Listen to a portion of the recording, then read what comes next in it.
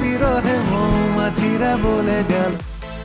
ভারতীয় বাংলা সিনেমার প্রতিভাবান নির্মাতা সৃজিত মুখার্জির experimental dark comedy cinema hemlock সোসাইটির দ্বিতীয় কিস্তি কিল বিল সোসাইটি 11 এপ্রিল প্রেক্ষাগৃহে মুক্তির অপেক্ষায় রয়েছে সিনেমাটি। পূর্বের মতো সিনেমাটির কেন্দ্রীয় চরিত্রে অভিনয় করেছেন পরমব্রত চ্যাটার্জি, তবে কোয়েল মল্লিকের পরিবর্তে এতে অভিনয় করেছেন কৌশানী মুখার্জি। বলছি তখন থেকে যে কাজ ওটা কাজ। আলোচিত এই সিনেমার মাধ্যমে প্রথমবারের মতো ক্যামেরার সামনে চুম্বন দৃশ্যে অভিনয় করেছেন কৌশানী। এই অভিজ্ঞতা জানাতে গিয়ে পরমব্রতকে বলিউডের সিরিয়াল কিসার ইমরান হাশমির সঙ্গে তুলনা করে সমালোচিত হন এই অভিনেত্রী।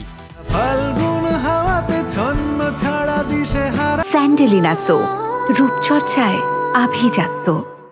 সম্প্রতি কৌশানীর সেই মন্তব্য নিয়ে নীরবতা ভেঙে পরমব্রত বলেন, এটা আর নতুন কি, লোকজন এটা মজা করে বলেন, এতে কোনো সমস্যা নেই। কে কতটা কি করতে পছন্দ করে তার একটা নিজস্ব সীমারেখা থাকে, প্রত্যেকেরই নিজস্ব পছন্দ থাকে।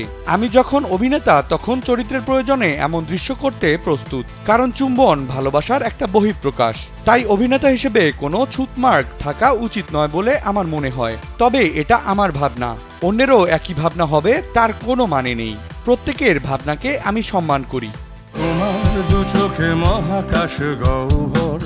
সমালোচিত এই চুম্বন দৃশ্য প্রসঙ্গে পরমব্রত আরও বলেন, আমাকে অনেক সিনেমায় এমন দৃশ্যে দেখা গিয়েছে, তবে পরিচালক আমাকে জানিয়েছেন আমার বিপরীতে যিনি অভিনয় করছেন তিনিও রাজি, কারণ চুমু তো আর একা খাওয়া যায় না, অপরপক্ষের সম্মতিতেই শুট করেছি, পরিবেশটাও সেভাবে তৈরি করা হয়েছিল।